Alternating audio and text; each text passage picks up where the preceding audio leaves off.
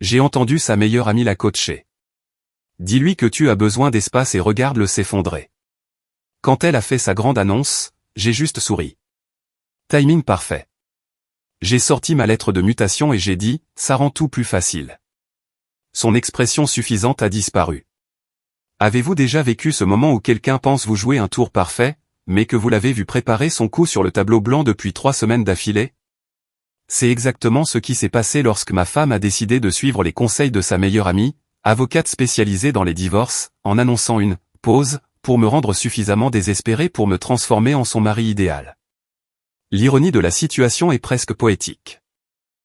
Son amie gagne sa vie grâce au mariage raté, et elle était sur le point d'en ajouter un autre à ses statistiques, mais pas tout à fait de la manière qu'elle avait prévu. Le truc avec les tactiques de manipulation, c'est qu'elles marchent super bien sur les gens qui ne les voient pas venir. L'effet de surprise représente environ 90% de l'équation. Vous prenez quelqu'un au dépourvu, vous le frappez avec quelque chose d'émotionnel, et son cerveau passe en mode panique. Il commence à faire des concessions, à s'excuser pour des choses qu'il n'a même pas faites, se pliant essentiellement en 4 pour essayer de régler un problème qui a été fabriqué spécifiquement pour le rendre vulnérable. Mais quand vous savez que ça arrive, quand vous avez eu 3 semaines pour préparer votre réponse tout en les regardant répéter leur texte, c'est un jeu complètement différent. La manipulation devient presque embarrassante à regarder, comme voir un magicien faire un tour alors que vous savez déjà exactement où la carte est cachée. Laissez-moi planter le décor. C'est un mardi soir, à la mi-septembre. Je suis assis à la table de la cuisine, dans notre appartement de style brownstone à Back Bay, en train de parcourir les rapports trimestriels du travail. Les chiffres étaient solides, meilleurs que prévu en fait, ce qui m'avait mis de bonne humeur. Ma mallette était posée sur le comptoir derrière moi, contenant une lettre d'approbation de mutation que j'avais examinée plus tôt dans la journée, la décision sur laquelle je débattais depuis une semaine, accepter ou non une promotion majeure qui me délocaliserait à l'autre bout du pays. Puis, elle est entrée. Il y a cette énergie que les gens dégagent lorsqu'ils ont répété quelque chose, comme s'ils filaient leur texte une dernière fois avant que les caméras ne tournent. Brooke avait cette énergie. Elle s'est assise en face de moi, a croisé les mains sur la table, a pris une de ces grandes inspirations que l'on voit dans les scènes dramatiques à la télévision, et a débité sa réplique avec une pause qui aurait rendu fière une actrice de feuilleton. Je pense qu'on a besoin de faire une pause. Un peu de temps chacun de son côté, pour évaluer ce qu'on veut vraiment. Maintenant, la plupart des mecs auraient probablement commencé à paniquer sur le champ, demandant ce qu'ils avaient fait de mal, implorant une autre chance, promettant de tout changer, peut-être même en pleurant un peu, ce qui est probablement exactement ce à quoi elle s'attendait. Mais voilà le truc, j'attendais ce moment précis depuis 3 semaines. Voyez-vous, sa meilleure amie Kristen n'est pas exactement subtile lorsqu'elle coache les gens sur les stratégies de manipulation. Il y a 3 semaines, j'étais censé être à la salle de sport lorsque Kristen est passée pour l'une de leurs sessions 20 du mardi soir. J'avais oublié mon portefeuille et je suis revenu le chercher. Je suis allé dans mon bureau à domicile pour vérifier si je l'avais laissé sur mon bureau. La porte était entr'ouverte, et je pouvais entendre la voix de Kristen venant du salon, forte et claire via le haut-parleur. Appelle ça juste une pause et regarde-le s'effondrer. Kristen avait cette voix d'avocate dégoulinante d'assurance. Les hommes comme Garrett ont besoin de se sentir indispensables. Enlève-lui ça, et il suppliera pour prouver qu'il en vaut la peine. Je tenais déjà mon téléphone, vérifiant mes emails professionnels. J'ai discrètement ouvert l'application d'enregistrement et j'ai appuyé sur enregistrer. La voix de Brooke avait été incertaine. Mais s'il est juste d'accord? Fais-moi confiance, il ne le sera pas, Kristen avait ri comme si c'était la chose la plus ridicule qu'elle ait jamais entendue. Toute son identité repose sur le fait d'être le mari stable et fiable. Menace ça et regarde la transformation. Quand il sera désespéré et promettra de tout changer, tu auras tout le pouvoir. Ensuite, tu pourras le dresser pour qu'il soit le mari que tu veux vraiment. Le dresser. Comme si j'étais une sorte de chien de refuge qui a besoin d'apprendre des tours. Comme si 7 ans de mariage et de construction d'une vie ensemble ne signifiaient rien comparé à n'importe quel mari imaginaire qui existait dans sa tête. Celui qui, apparemment, avait besoin d'être brisé et reconstruit à partir de zéro, en utilisant des techniques de manipulation psychologique fournies par une avocate spécialisée en divorce. L'audace était presque impressionnante. Presque. Je suis resté là pendant environ 15 minutes, à écouter toute la séance de coaching. J'ai entendu chaque tactique de manipulation, chaque point de pression psychologique qu'elle prévoyait d'exploiter, et chaque hypothèse qu'elle faisait sur la façon dont je m'effondrerais, à la seconde où elle lâcherait le mot fatidique. Puis je suis allé à la salle de sport quand même, je suis rentré plus tard comme si de rien n'était, et j'ai commencé à penser sérieusement à cette opportunité à Minneapolis sur laquelle je débattais depuis 4 mois. C'est drôle comme la clarté vous vient quand vous réalisez que la personne en qui vous aviez le plus confiance a pris des cours sur la façon de vous manipuler. Le poste à Minneapolis traînait sur mon bureau depuis des mois. Directeur régional de l'analyse financière. Le genre de titre qui ouvre des portes et force le respect. Le genre d'opportunité pour laquelle vous passez toute votre carrière à travailler. J'avais hésité à cause de Brooke, parce que déraciner notre vie me semblait injuste pour elle, parce que je pensais que notre mariage valait plus qu'un avancement de carrière. Il s'avère que j'étais le seul à ressentir cela. Alors, quand Brooke a débité sa réplique répétée ce mardi soir-là, j'ai juste levé les yeux de mes rapports, j'ai hoché la tête lentement, et j'ai dit quelque chose qu'elle n'attendait clairement pas, enfin. Elle a cligné des yeux. Son assurance a vacillé. Ce n'était pas dans le script de Kristen. Qu'est-ce que tu veux dire par enfin? Sa voix avait déjà un tremblement. 3 semaines à anticiper mon effondrement émotionnel, et je lui balançais une réponse d'un seul mot qui n'était même pas dans le manuel. J'ai tendu la main derrière moi vers le comptoir et j'ai attrapé le document dans ma mallette.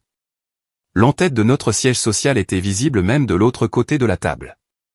Eh bien, j'envisage cette opportunité de mutation à Minneapolis depuis les 4 derniers mois. J'ai gardé un ton de conversation, comme si nous discutions de ce qu'il y avait pour le dîner. Directeur régional de l'analyse financière, augmentation de salaire de 40%, forfait de déménagement complet, logement d'entreprise pour les 60 premiers jours pendant que je trouve un endroit permanent. J'ai fait glisser la lettre d'approbation sur la table. Ses yeux l'ont parcouru, et j'ai vu son visage passer de la confiance à la confusion, puis à quelque chose qui ressemblait à une véritable panique. Tu as demandé une mutation? Elle a bégayé sur les mots. Il y a 3 mois. J'ai reçu l'approbation la semaine dernière. Je me suis adossé à ma chaise, parfaitement calme. Je débattais pour savoir si je devais l'accepter. Je ne voulais pas déraciner notre vie ici à Boston. Nous avons construit quelque chose de bien ici. Alors, je pensais. La couleur quittait son visage maintenant. Ce n'était définitivement pas ainsi que Kristen avait dit que cela se passerait. Mais si tu veux de l'espace pour évaluer ce que tu veux vraiment, ai-je continué, eh bien, cela rend ma décision assez simple, n'est-ce pas?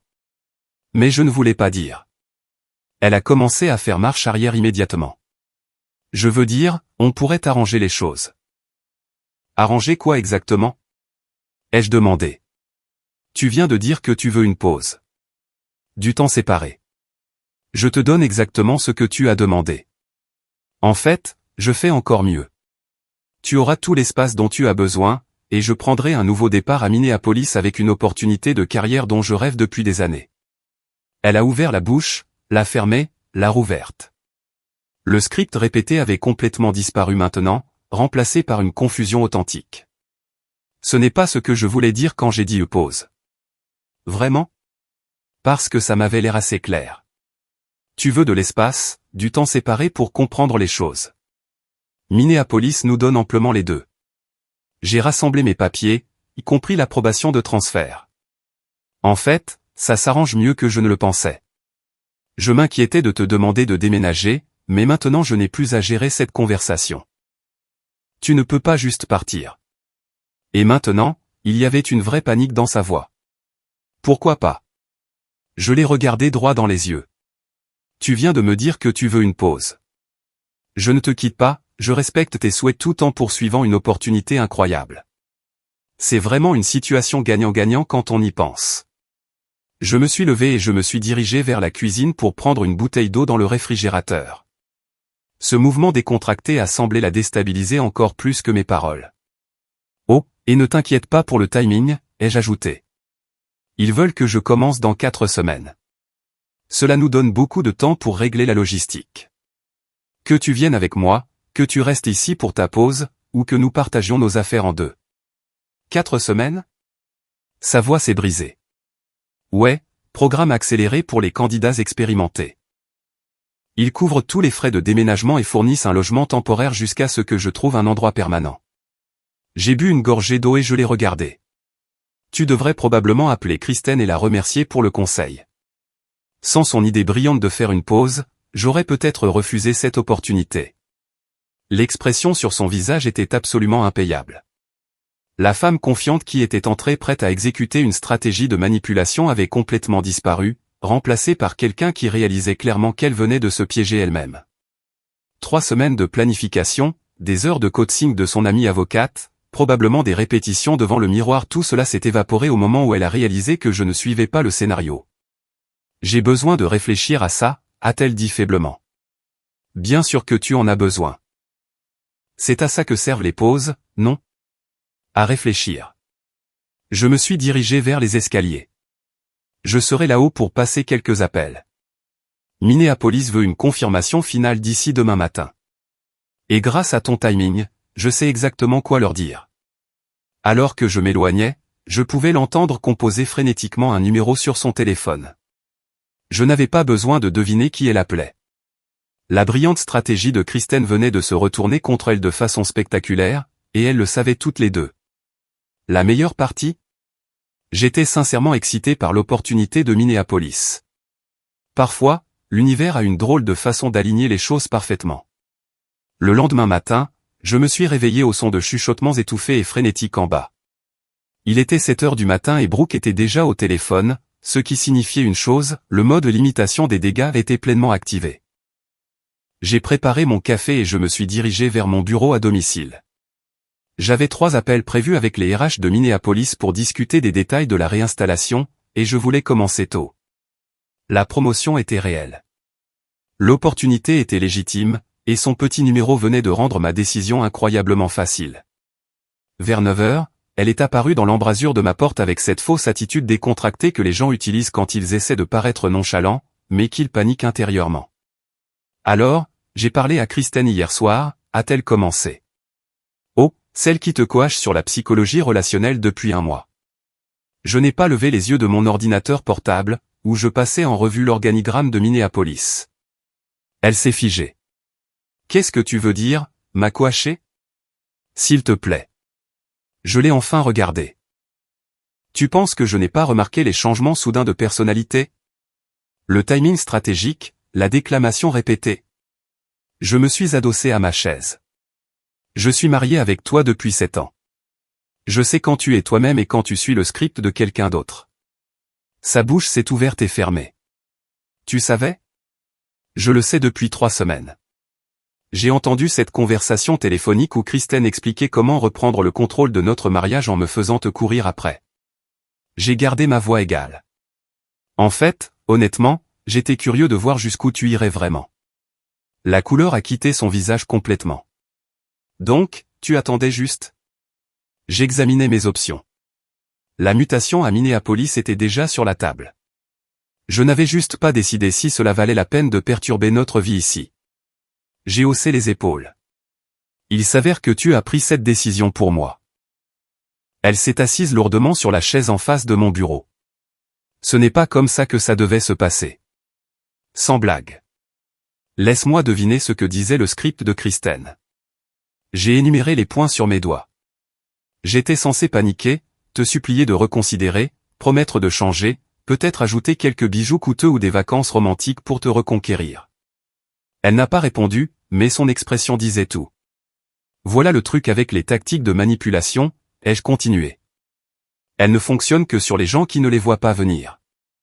Une fois que vous savez que quelqu'un essaie de se jouer de vous, tout le jeu change. Mon téléphone a sonné. Les RH de Minneapolis, pile à l'heure. Excuse-moi, je dois prendre ça. J'ai répondu avec un enthousiasme professionnel.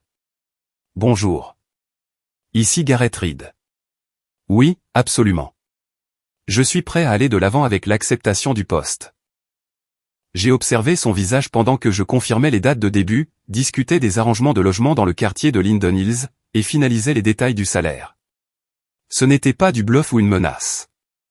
C'était moi construisant activement une nouvelle vie, et elle regardait cela se produire en temps réel. Quand j'ai raccroché, elle me fixait avec un mélange de choc et de désespoir. Tu as juste.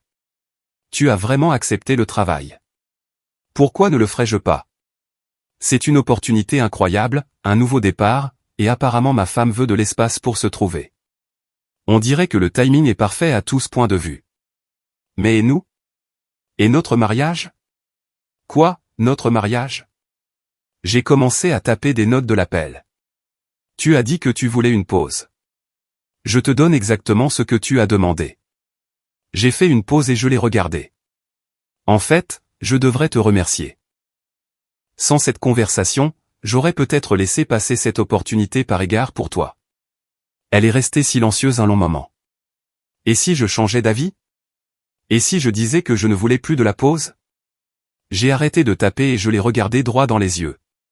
Tu veux dire, et si tu réalisais que ta manipulation s'est retournée contre toi et que maintenant tu veux reprendre le contrôle de la situation? Ce n'est pas. Je n'essayais pas de manipuler. Vraiment? Donc Kristen ne t'a pas spécifiquement dit d'annoncer une pause et de me regarder paniquer? Elle ne t'a pas coaché sur la façon de me rendre désespéré pour te garder? J'ai haussé un sourcil. Parce que j'ai entendu toute cette conversation, mot pour mot. Elle s'est affaissée sur sa chaise, complètement prise au piège. Voici ce qui va se passer, ai-je continué, d'un ton factuel. Je prends le poste à Minneapolis. C'est une opportunité incroyable pour laquelle j'ai travaillé des années. Tu peux décider de ce que tu veux faire. Venir avec moi et être vraiment une partenaire solidaire, ou rester ici et profiter de la pause que tu as demandée.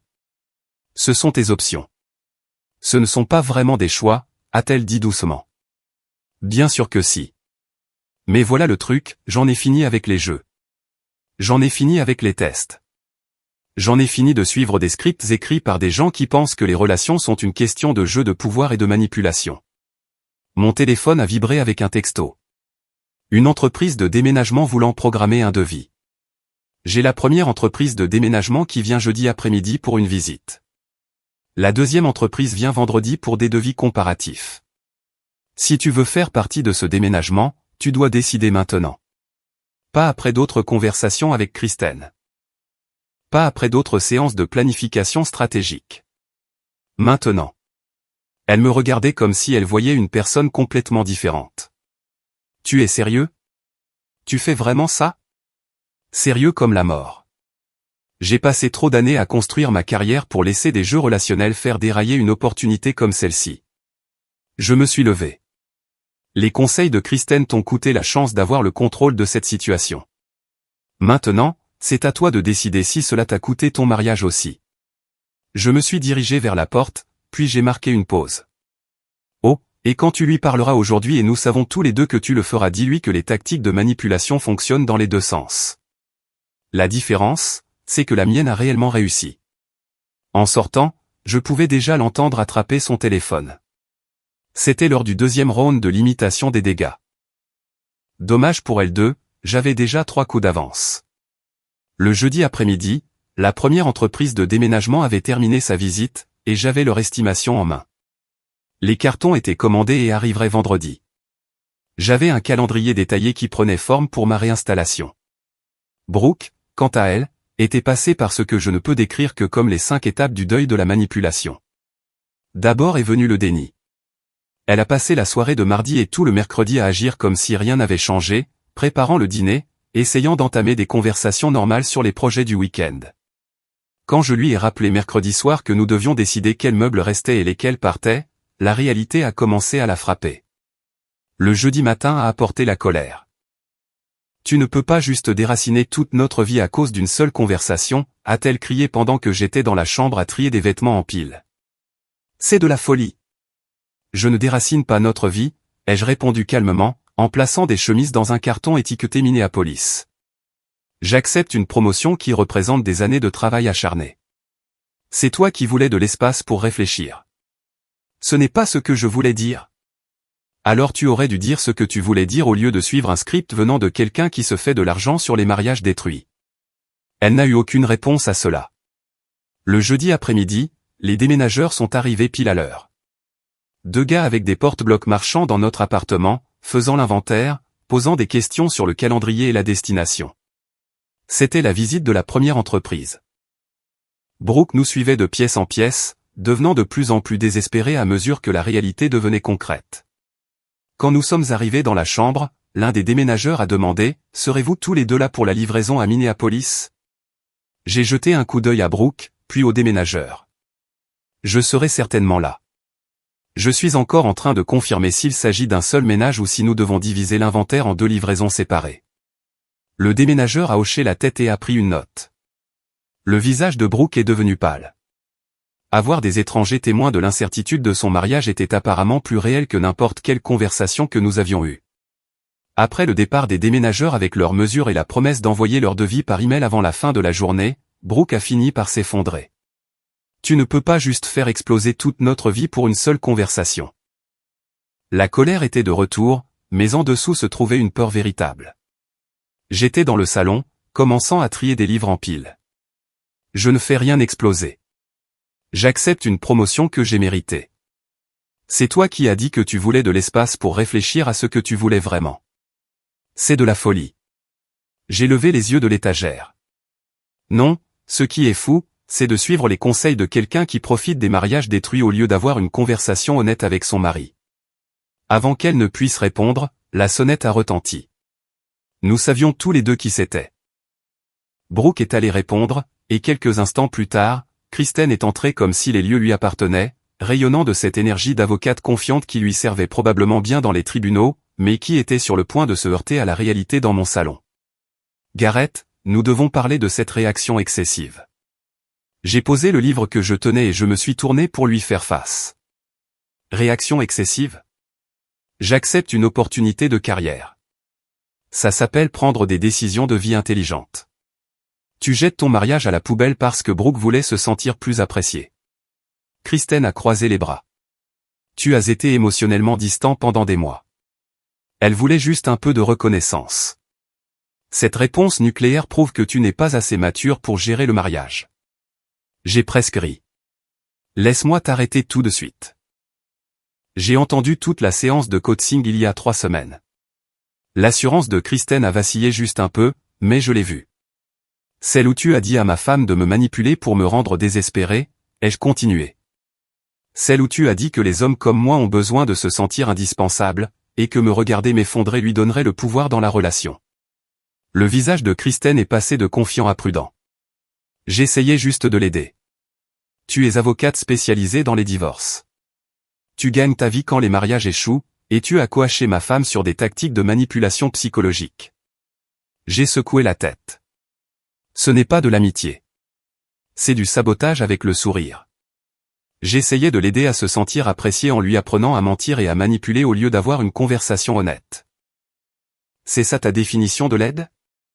Brooke était devenue silencieuse, observant cet échange avec une horreur croissante. Voici ce que tu n'avais pas prévu, ai-je dit, ma voix calme mais ferme. Je ne réagis pas bien à la manipulation. Je ne joue pas à des jeux, et je ne récompense certainement pas les gens qui essaient de me contrôler par des tactiques psychologiques. Gareth, s'il te plaît, a essayé d'intervenir Brooke. Il n'y a rien à discuter, ai-je dit en retournant à mes livres. Je prends un travail que j'ai gagné grâce à cette année de semaine de 60 heures. Tu voulais de l'espace pour réfléchir. Maintenant, tu l'as. La stratégie de Kristen s'est retournée contre vous. Fin de l'histoire. Kristen a tenté un dernier angle. Et le pardon? Et le fait de résoudre les problèmes ensemble? Je pardonne, ai-je dit. Je ne conteste aucun bien commun. Je ne demande rien au-delà d'un partage équitable des biens. Je suis même civilisé à propos de toute cette situation. J'ai regardé Kristen droit dans les yeux. Mais le pardon ne signifie pas accepter la manipulation comme un comportement normal. Et voici autre chose que tu devrais savoir. J'ai enregistré cette séance de coaching sur mon téléphone. Le Massachusetts est un État où le consentement d'une seule partie suffit pour enregistrer, ce qui signifie que cet enregistrement est parfaitement légal. Le visage de Kristen est devenu blanc. Tu n'oserais pas, et c'est pour voir. Si tu contactes mon employeur, si tu essaies d'interférer avec ma carrière de quelque manière que ce soit, cet enregistrement va au barreau du Massachusetts. Je suis sûr qu'il serait très intéressé d'entendre parler d'une avocate qui coache les gens sur des tactiques de manipulation.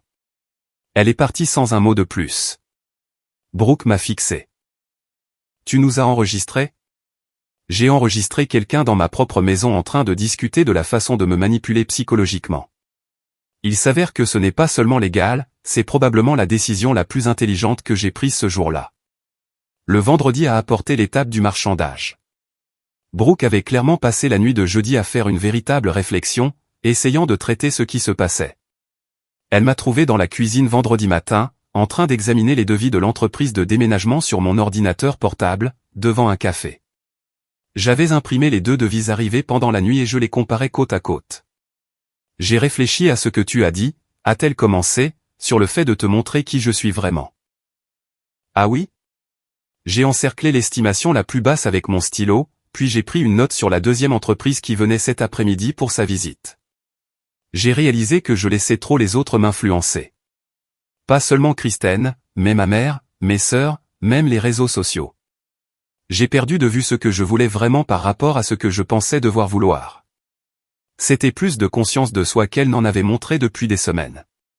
Mais cela arrivait aussi 3 jours trop tard. C'est une bonne prise de conscience, ai-je dit sincèrement. Tu devrais explorer ça. Mais si je peux prouver que j'ai changé? Et si je peux te montrer que je ne suis pas la personne qui a essayé de te manipuler? Je l'ai regardé directement. Comment prouverais-tu cela exactement? Je pourrais venir à Minneapolis avec toi? On pourrait prendre un nouveau départ, loin de toutes les influences d'ici. Prendre un nouveau départ en me suivant dans une ville où tu ne connais personne, où tu n'as pas de travail et aucun système de soutien. J'ai secoué la tête. Ça ressemble à de la dépendance, pas à du changement. Elle est restée silencieuse un moment. Alors qu'est-ce qui te convaincrait que je suis différente? Rien. C'est ce que tu ne comprends pas. Il ne s'agit pas de me convaincre ou de prouver quoi que ce soit. Il s'agit du fait que lorsque tu pensais pouvoir t'en tirer, tu as choisi la manipulation plutôt que l'honnêteté. Le vendredi soir, j'avais les devis des 2 entreprises et je savais exactement laquelle j'allais engager. Le samedi est passé dans un silence malaisé. Brooke a passé la majeure partie de la journée au téléphone avec divers membres de sa famille. Je pouvais entendre sa voix à travers les murs, parlant à sa mère, puis à sa sœur, puis à son frère. Le samedi soir, ils s'étaient clairement tous parlé et avaient formé une position unifiée. J'ai passé la journée à finaliser la logistique du déménagement et à confirmer mon vol de lundi matin pour Minneapolis, pour la recherche de logement. Le dîner du dimanche chez les Mitchell était généralement quelque chose que j'appréciais. Patricia Mitchell était une excellente cuisinière, et Donald racontait de bonnes histoires sur ses années en tant qu'entrepreneur. Aujourd'hui, cependant, l'atmosphère était différente dès l'instant où je suis entré dans leur allée. J'étais venu séparément avec ma propre voiture. Je voulais avoir la liberté de partir quand cette conversation serait terminée. J'ai attrapé mon dossier en cuir sur le siège passager, celui contenant la lettre de mutation, mon téléphone et la transcription que j'avais passé la soirée de samedi à créer à partir de l'enregistrement. Nous étions censés nous réunir pour le repas traditionnel du dimanche à 13h. Mais la tension était déjà épaisse quand je suis entré à 12h30. Alors, tu es l'homme qui est apparemment trop bien pour la famille maintenant, a dit Donald alors que j'entrais dans leur salon. Toute la famille était là, les parents de Brooke, sa sœur Kelly qui travaillait comme infirmière à Mass General, son frère Brian qui était avocat dans un cabinet d'affaires du centre-ville, et même la grand-mère de Brooke, que Patricia était allée chercher ce matin-là à sa maison de retraite de Wellesley. La présence de la grand-mère, qui quittait rarement sa communauté, me disait tout ce que j'avais besoin de savoir sur le sérieux avec lequel ils prenaient la chose. Ils avaient clairement été préparés pour une intervention. J'ai posé mon dossier en cuir sur la table basse. En fait, je suis content que tout le monde soit là. Ça m'évite d'avoir à répéter cette conversation plusieurs fois. Brooke m'a lancé un regard d'avertissement de l'autre bout de la pièce, mais j'avais depuis longtemps dépassé le stade de me soucier de son confort. Donc, je comprends qu'il y a eu une certaine confusion sur la raison pour laquelle je déménage à Minneapolis, ai-je commencé. Laissez-moi éclaircir cela pour tout le monde. Patricia est intervenue immédiatement. Nous savons que tu as reçu une offre d'emploi, Garrett, mais quitter ta femme pour un avancement de carrière semble extrême. Vous avez absolument raison, ai-je dit. Ce serait extrême si c'était ce qui se passait. Mais ce n'est pas toute l'histoire, n'est-ce pas? J'ai regardé directement Brooke, qui avait pâli. Il y a 3 semaines, Brooke a annoncé qu'elle voulait faire une pause dans notre mariage. Ce qu'elle n'a mentionné à aucun d'entre vous, c'est que ce n'était pas une décision spontanée. C'était une partie d'un plan calculé. De quoi parles-tu? A demandé Kelly, la confusion claire dans sa voix. J'ai sorti mon téléphone. Je parle de cette conversation que j'ai enregistrée il y a 3 semaines, lorsque l'amie de Brooke, Kristen Palmer, est venue pour la coacher sur des tactiques de manipulation relationnelle. Pour le contexte, Kristen est avocate spécialisée dans les divorces. La pièce est devenue complètement silencieuse. « Tu nous as enregistrés ?» a chuchoté Brooke, les yeux écarquillés de panique. J'ai enregistré quelqu'un dans ma propre maison en train de discuter de la façon de me manipuler psychologiquement dans le Massachusetts. C'est parfaitement légal. État à consentement unique. J'ai regardé autour de la pièce. Avant de faire jouer ça, je veux être clair. Cet enregistrement a été fait dans mon bureau à domicile. Je n'étais pas en train d'espionner. Je suis rentré tôt de la salle de sport, j'ai oublié mon portefeuille, et je suis allé à mon bureau pour le chercher. Kristen et Brooke étaient dans le salon en train d'avoir cette conversation sur haut-parleur, et je pouvais entendre chaque mot clairement à travers la porte ouverte de mon bureau. J'ai pris la décision de documenter ce que j'entendais. J'ai appuyé sur lecture. La voix de Kristen a rempli la pièce, cristalline. Appelle ça juste une pause et regarde-le s'effondrer. Les hommes comme Garrett ont besoin de se sentir indispensables. Enlève-lui ça, et il suppliera pour prouver qu'il en vaut la peine. Puis la voix de Brooke. Tu penses vraiment que ça va marcher ? Fais-moi confiance, quand il sera désespéré et promettra de tout changer, tu auras tout le pouvoir dans la relation après ça. Ensuite, tu pourras le dresser pour qu'il soit le mari que tu veux vraiment. J'ai laissé tourner pendant environ 1 minute, assez pour établir clairement le coaching en manipulation, puis je l'ai arrêté. Le silence dans la pièce était assourdissant. Donald regardait tour à tour moi et sa fille. Est-ce que c'est vrai ? Brooke pleurait maintenant, mais pas les larmes de sympathie qu'elle avait utilisées toute la semaine. C'était des larmes d'humiliation absolue. Ce n'était pas censé se passer comme ça, a-t-elle réussi à dire. Qu'est-ce qui n'était pas censé se passer comme quoi, a demandé sa grand-mère sèchement. Toi essayant de piéger ton mari ? Kristen a dit que ça le ferait m'apprécier davantage, a sangloté Brooke. Donc au lieu de parler à ton mari comme une adulte, a dit Brian, regardant sa sœur comme s'il ne l'avait jamais vue auparavant, tu as décidé de jouer à des jeux psychologiques ? J'ai sorti la lettre d'offre de Minneapolis et je l'ai posée sur la table basse à côté de mon téléphone. C'est un poste de directeur régional avec une augmentation de salaire de 40% et un forfait de réinstallation complet. C'est le genre d'opportunité pour laquelle la plupart des gens travaillent toute leur carrière. J'ai posé la transcription de l'enregistrement que j'avais imprimé à côté de la lettre. Votre fille a essayé de me manipuler pour que je sois un mari plus reconnaissant en menaçant notre mariage. Quand cela s'est retourné contre elle parce que je connaissais déjà le plan, elle a passé cette semaine à vous appeler tous pour me peindre comme le méchant qui choisit l'avancement de carrière plutôt que de régler nos problèmes. Patricia a ramassé la transcription et a commencé à lire. Son expression a complètement changé à mesure qu'elle absorbait les mots. La vraie question, ai-je continué, est de savoir quel genre de personne se fait coacher sur la façon de manipuler psychologiquement son conjoint, puis met le plan à exécution quand elle pense que ça va marcher. Kelly fixait Brooke, sous le choc. Tu as vraiment fait ça ? Tu as planifié tout ça ? J'essayais juste de lui faire me prêter plus d'attention, a dit Brooke faiblement, en faisant semblant de vouloir le quitter. Sa grand-mère a secoué la tête. Ce n'est pas comme ça que fonctionne le mariage, ma chérie. Brian, l'avocat, lisait la transcription. Maintenant, laisse-moi bien comprendre.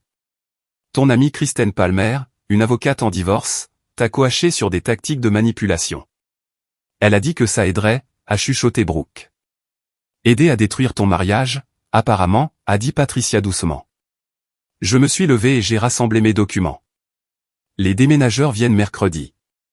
Je m'envole pour Minneapolis demain pour finaliser le logement. Le travail commence la semaine suivante. Et le conseil conjugal, a demandé Patricia. Et le fait de surmonter ça. Surmonter quoi exactement ?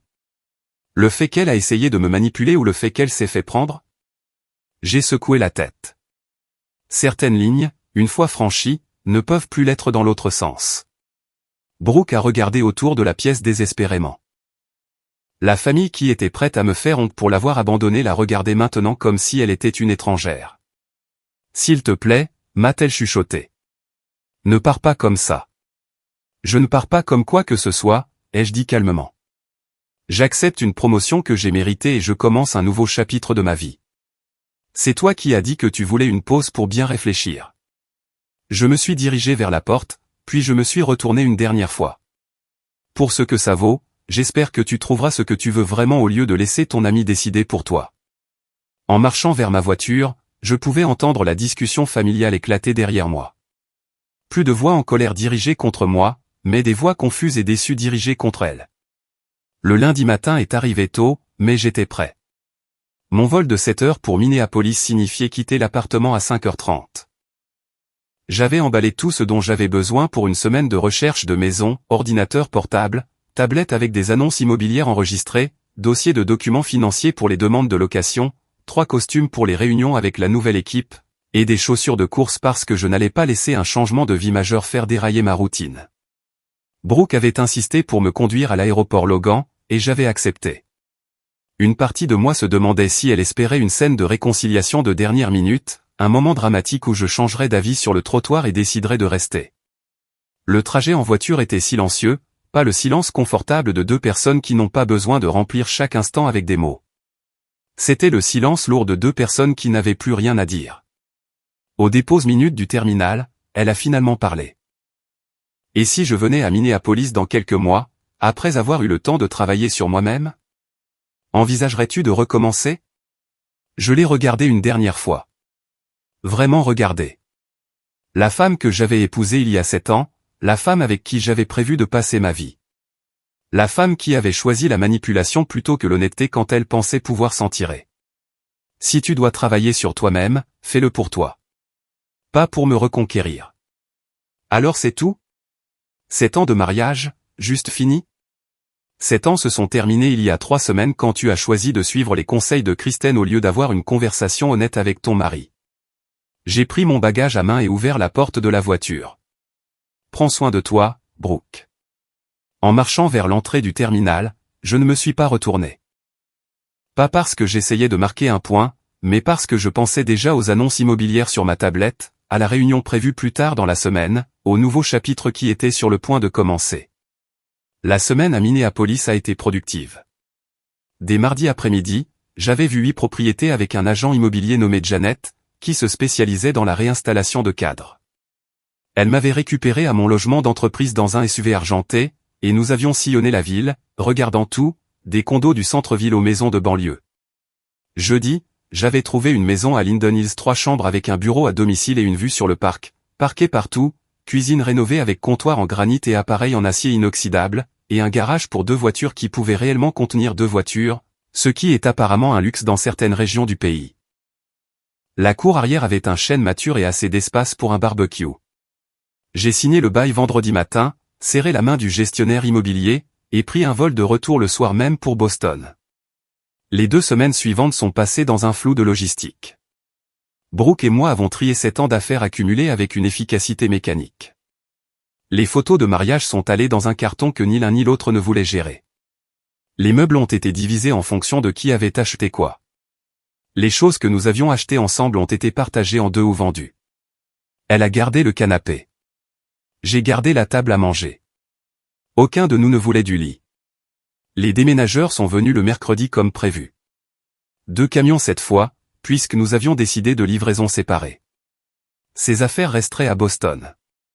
Les miennes partiraient pour Minneapolis. Le jeudi après-midi, mon camion était chargé et se dirigeait vers l'ouest. Je l'ai regardé s'éloigner du trottoir, puis je suis retourné à l'intérieur pour prendre mon sac de voyage.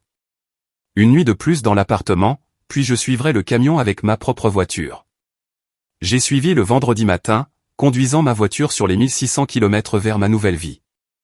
Arrêt à Cleveland pour la nuit, petit déjeuner à Chicago, arrivé à Minneapolis samedi après-midi, juste au moment où le camion de déménagement reculait dans ma nouvelle allée. Les déménageurs ont livré samedi. J'ai passé le dimanche à déballer des cartons dans ma nouvelle maison, regardant l'automne du Minnesota. Mon premier jour au nouveau travail était lundi. Exactement 4 semaines après que Brooke a annoncé qu'elle voulait une pause. Je suis entré dans ce bureau d'angle au 10e étage avec sa vue sur le centre-ville de Minneapolis et le fleuve Mississippi. 6 mois plus tard, je m'installais dans ce même bureau d'angle quand j'ai reçu un appel inattendu de Donald Mitchell. Son nom est apparu sur l'écran de mon téléphone et j'ai failli ne pas répondre, mais la curiosité a pris le dessus. J'ai pensé que tu devrais savoir ce qui s'est passé ici, a-t-il dit sans préambule. Je t'écoute. Brooke a complètement coupé les ponts avec Kristen. Bloqué son numéro, retiré de ses amis partout, dit aux amis communs qu'elle ne voulait plus entendre ce nom. Elle a aussi eu une promotion à son travail. Poste senior au département marketing, a déménagé dans son propre appartement à Cambridge.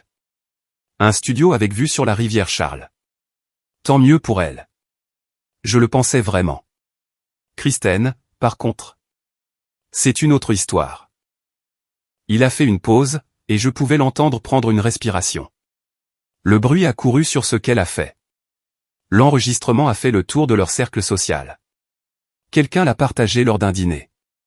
Puis il a été transféré à quelques personnes de plus. Puis encore quelques autres. Tu sais comment ces choses se propagent. Je savais. Elle a été ostracisée. Elle a perdu plusieurs clients quand la nouvelle s'est répandue sur le coaching en manipulation. 2 d'entre eux ont déposé des plaintes formelles. Il y a eu une enquête informelle du barreau. Rien d'officiel n'en est sorti, mais le mal était fait. Sa réputation dans les cercles juridiques de Boston est pratiquement détruite. Elle a déménagé à Providence il y a 3 mois pour essayer de prendre un nouveau départ. Les actes ont des conséquences. Elle a essayé de tendre la main pour s'excuser auprès de toi par l'intermédiaire de la famille. Elle a appelé Patricia 3 fois pour demander ton numéro. Elle a dit qu'elle voulait s'expliquer. Arranger les choses. J'espère que vous ne le lui avez pas donné. Pas question. Patricia lui a dit que certains ponts, une fois brûlés, restent brûlés. Mais elle raconte à tous ceux qui veulent l'entendre que toute cette situation a ruiné sa vie. Qu'elle essayait juste d'aider une amie et qu'elle a été punie pour ça. Elle a ruiné sa propre vie quand elle a décidé de saboter les mariages des autres. Ce n'est pas de l'amitié. C'est du divertissement aux dépens de quelqu'un d'autre. C'est ce que je lui ai dit. Donald s'est raclé la gorge. Bref, je voulais juste que tu saches. Et Gareth, pour ce que ça vaut, Patricia et moi pensons que tu as géré toute l'affaire correctement. Nous sommes désolés que notre fille t'ait fait subir ça. Tu méritais mieux. J'apprécie cela, Donald. Vraiment. Après avoir raccroché, je me suis remis au travail. J'avais une réunion de département dans 20 minutes et des projections trimestrielles à examiner. Ce soir-là, j'ai reçu un texto d'un numéro inconnu, je sais que tu ne veux probablement pas entendre parler de moi, mais j'avais besoin que tu saches que tu avais raison sur tout. Je suis désolé pour celle que j'étais. J'espère que tu es heureux. Je l'ai effacé sans répondre. Certaines portes doivent rester fermées. 3 mois après ça, j'étais à un événement de réseautage des professionnels de l'analyse des Twin Cities quand j'ai rencontré Olivia, une data scientist au siège social de Target. Intelligente, directe, 0 jeu. L'événement était dans un bar sur un toit au centre-ville. Je prenais un verre quand elle s'est approchée du bar à côté de moi et a commandé la même chose que moi. Nous avons commencé à parler de modélisation prédictive et d'application d'apprentissage automatique dans le commerce de détail. Ça semble ennuyeux, mais quand 2 personnes sont véritablement passionnées par les données, c'est en fait assez engageant. Nous avons pris un café la semaine suivante dans cet endroit près de son bureau.